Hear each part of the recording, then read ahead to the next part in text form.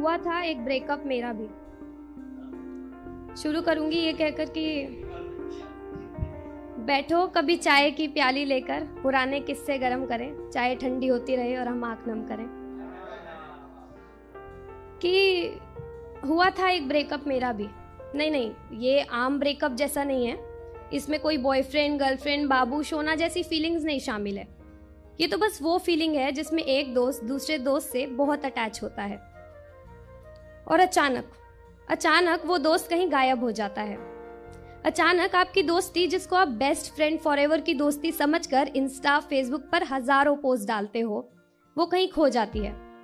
बिना बोले, बिना कुछ कहे, बिना ये समझाए कि हुआ है क्या, एक अनसॉल्व्ड मिस्ट्री की तरह बस बदल जाती है।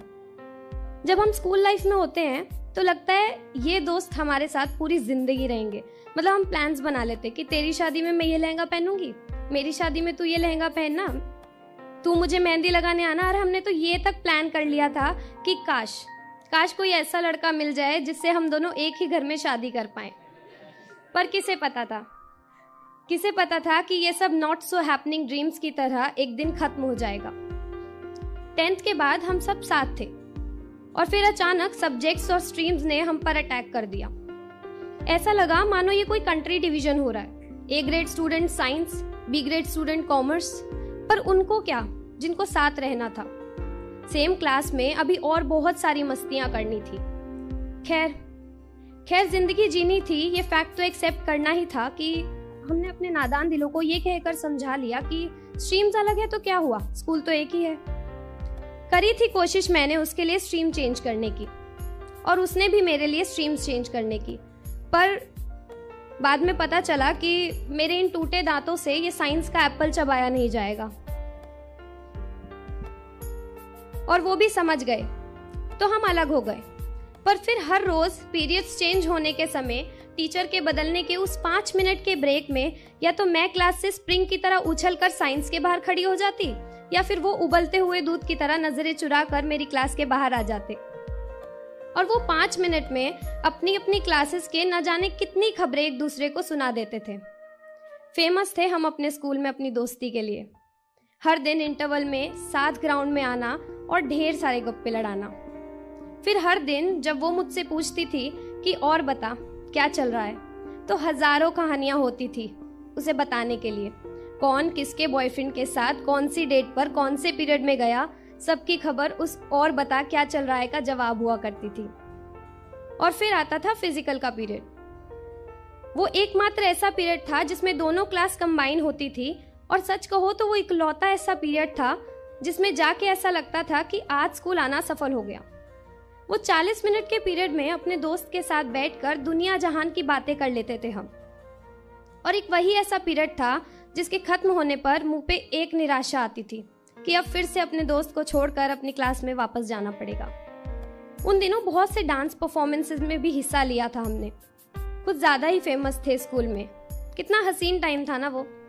पर फिर दूर रहने से दूरियों का एहसास की भीनी सी भनक हम दोनों की तरफ बढ़ रही थी। उसके साइंस में कुछ नए दोस्त बन गए थे जिनसे मैं अंदर ही अंदर ऐसे जलती थी जैसे दूध ना डालो तो चाय खौलती रहती है। बस वैसा ही कुछ मेरा हाल भी था।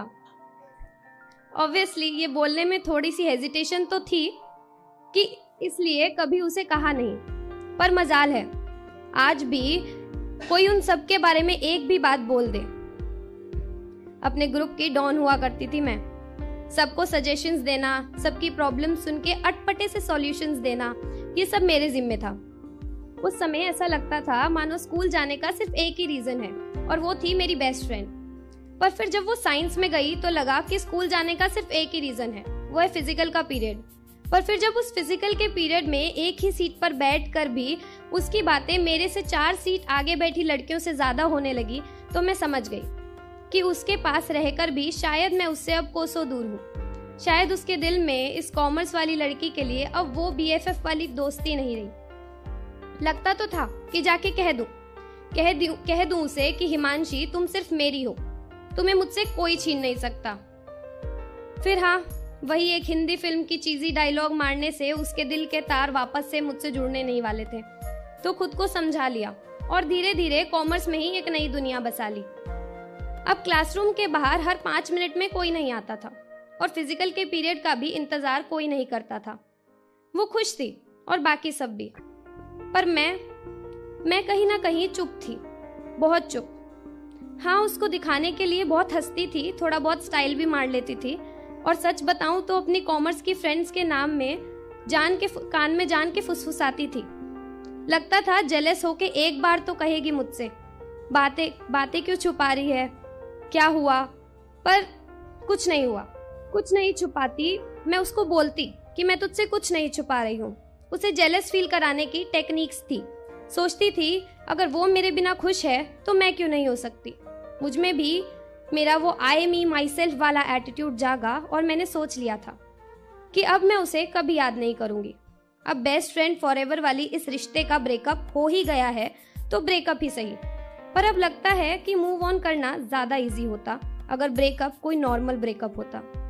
इस ब्रेकअप में ना तो उसके मुझसे दूर जाने की वजह पता थी और ना ही मेरा उससे बात ना करने की वजह।